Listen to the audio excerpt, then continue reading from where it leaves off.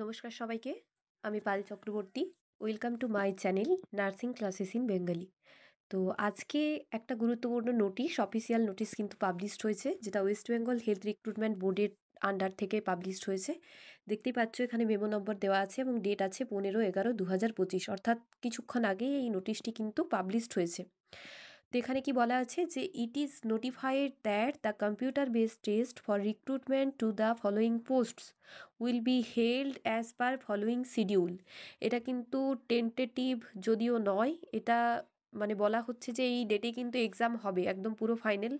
তো কি বলা আছে যে মেডিকেল অফিসারদের জন্য এক্সাম টাইম দিয়েছে 21/12/2025 এবং রেজিস্টার্ড স্টাফ নার্সদের জন্য যারা গ্রেড 2 পোস্ট বেসিক এবং বিএসসি নার্সিং যারা আছে তাদের জন্য আছে 21/12/2025 এবং স্টাফ নার্সে যারা জিএনএম পাস আউট ক্যান্ডিডেট আছে তাদের জন্য কিন্তু আছে 31/12/2025 এবং 1/1/2026, অর্থাৎ বছরের কিন্তু একদম প্রথম দিকেই ফার্স্ট একটা হচ্ছে এবং বছরের শেষের দিকে একটা হচ্ছে। তো বুঝতে পারছো যে খুব মানে ডিফিকাল্ট একটা পজিশন, এইটুকু সময়ের মধ্যে এতটা সিলেবাস কাভার করা। মানে এটা একটা হিউজ সিলেবাস, তার সাথে আবার রিসার্চ পেপার আছে, বিএসসিদের জন্য ফার্মাকোলজি আছে, একটা হিউজ চাপ। তার মধ্যে খুব তাড়াতাড়ি এক্সাম হচ্ছে, বেসিক্যালি বিএসসিদের জন্য 10 দিন হাতে টাইম কম আছে, সেই তুলনায় কিন্তু জিএনএমরা 10 দিন হাতে টাইমটা পাচ্ছে। তো যেটা বলার কথা যে এই রকম অবস্থার মধ্যে কিন্তু তোমাদেরকে নিজেদেরকে প্রিপারেশনটা খুব ভালোভাবে নিতে হবে এবং বইয়ে মুখে কিছুদিন, বেশ কিছুদিন কিন্তু লেগে থাকতে হবে, কারণ আর হাতে 1 মাস মতো টাইম আছে। এই 1 মান্থ টাইমটা কিন্তু খুব ভাইটাল একটা টাইম, এটাকে খুব ভালোভাবে তোমাদেরকে কাজে লাগাতে হবে ফর বিএসসি এবং পোস্ট বেসিক বিএসসি ক্যান্ডিডেটসদের জন্য। এবং এখানে বলা আছে যে candidates who have applied online for recruitment to the above mention post and whose applications are approved will be eligible to participate in the CVT to be held as per schedule mentioned above। অর্থাৎ যার কিন্তু স্ট্যাটাসটা একটু আগেই আমি একটা video বানিয়েছি, সেই ভিডিওতে কিন্তু আমি বলেছি যে ওখানে গিয়ে তারপর নিজেরা পাসওয়ার্ড দিয়ে দেখো যে তোমারটা রিজেক্টেড এসছে নাকি অ্যাকসেপ্টেড এসছে। যদি রিজেক্টেড আসে তাহলে কিন্তু আবার বিএসসি এবং পোস্ট বেসিক বিএসসিদের জন্য নতুন করে আবার কিন্তু তোমাকে অ্যাপ্লিকেশনটা, মানে যে যে জায়গাটায় প্রবলেম আছে সেগুলো কিন্তু আবার সেটা ঠিক করে দিতে হবে। আর জিএনএমদের জন্য দেখো কি আসছে, রেজাল্টের স্ট্যাটাসটা চেক করে নাও। আর ওই রেজাল্টে যদি তোমার অ্যাপ্রুভড থাকে তবেই কিন্তু তুমি সিবিটিতে পার্টিসিপেট করতে পারবে, না হলে কিন্তু পার্টিসিপেট করতে পারবে না। Details of test centres examination timings will be published in the board's website in due course.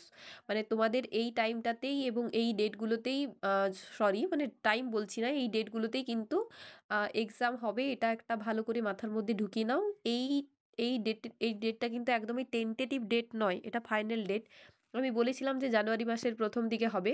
তো বিএসসিদের ক্ষেত্রে এটা একটা আনএক্সপেক্টেড যে 21 তারিখের মধ্যেই, 21/12-র মধ্যে ওরা কি এক্সাম সিলেবাস কমপ্লিট করবে, এটা আরেকটুখানি টাইমটা হাতে পেলে ওদের পক্ষে সুবিধে হতো, কারণ হঠাৎ করে একটা জিনিস বলে দেওয়া সিবিটি হবে, তারপর 1 মাসের মধ্যে সিবিটি নিয়ে নেওয়া, এগুলো তো অ্যাকচুয়ালি যারা কোনো কাজ করছে তাদের পক্ষে একটু অসুবিধেই বটে, কিন্তু তাও তোমাদেরকে নিজেদের স্ট্রেংথটা বাড়িয়ে কিন্তু ভালোভাবে পড়াশোনাটা করে যেতে হবে।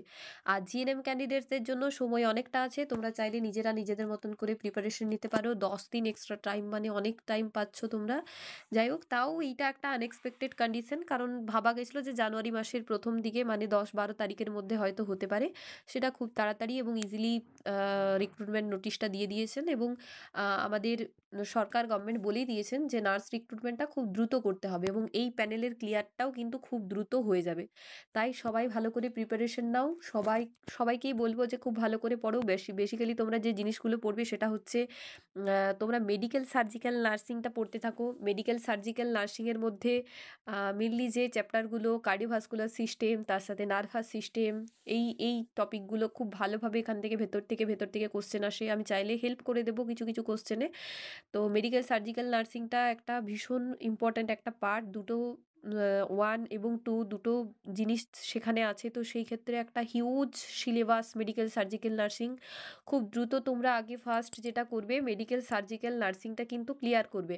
মেডিকেল সার্জিক্যাল নার্সিংটা ক্লিয়ার করার পর তোমরা অবস এবং পেডিয়াট্রিক সাবজেক্টটাকে অবশ্যই ক্লিয়ার করবে, কারণ মেডিকেল সার্জিক্যাল নার্সিংয়ের সাথে ক্লিয়ার আছে, মেডিকেল সার্জিক্যাল নার্সিংয়ের সাথে রিলেটেড আছে অবস এবং অবশ্যই অবস এবং তার সাথে আছে পেডিয়াট্রিক সাবজেক্টটা।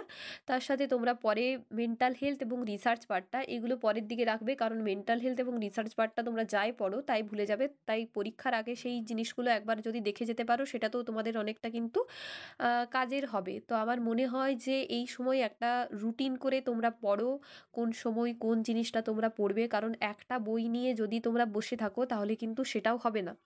খুব দ্রুত সিলেবাস শেষ করো এবং পড়াশোনার প্রতি তোমরা সময়টা দাও। সময়টা দেওয়াটা খুব ইম্পর্ট্যান্ট একটা জিনিস। নিজেকে সময় দিতে হবে এবং যারা এখনও চাকরি ছাড়োনি, প্রাইভেটে জব করছো তাদেরকে বলব যে এই একটা মাস খুব ভাইটাল। যদি ফিনান্সিয়াল কন্ডিশন ভালো থাকে তো সেখান থেকে ছেড়ে চলে এসে অবশ্যই তুমি নিজের প্রিপারেশন নাও। সেটা খুব দরকার। নিজের প্রিপারেশনটা হচ্ছে সবথেকে বেশি ভাইটাল এবং সবথেকে বেশি গুরুত্বপূর্ণ জিনিস। তো তুমি যদি নিজের প্রিপারেশনটা ভালোভাবে নাও তাহলে কিন্তু তোমার নিজের অনেক হেল্প হবে। তার সাথে আমি বলব mock test, practice test, text book থেকে করতে পারো, এনপ্র্যাপ থেকে করতে পারো। তার সাথে আছে সিডিএ, এইটাও একটা একাডেমিক চ্যানেল আছে। তো এইগুলোর থেকে গিয়ে তোমরা টেস্ট দিতে পারো। তাছাড়া এমনি নর্মালি অনেক গুগল থেকে অনেক টেস্ট আসে, সেখানে তোমরা গিয়ে দিতে পারো। তাছাড়াও তোমরা পিআর যাদব বই, পিআর যাদবের যে ভলিউম 2 বইটা আছে সেখান থেকে তোমরা এমসিকিউ টাইপসগুলো করতে পারো। তো একসাথে একটা চ্যাপ্টার ধরে ধরে সমস্ত এমসিকিউ এখন করার দরকার নেই। ডিজিজ ধরে ধরে এমসিকিউ করো, তাহলে তোমাদের ক্ষেত্রে অনেকটা কিন্তু লাভজনক হবে। ডিজিজ ধরে এমসিকিউ করো, যেটা জানো সেটারই এমসিকিউ করো। এখন যেটা জানো না সেটা বেশি ঘাঁটতে গেলে সমস্যা হবে, সেগুলো পরের জন্য রেখে দাও। যেটা আগে কাভার করতে পারবে সেই কাভারটা আগে আগে কাভার করে নাও, সিলেবাসটা হোল।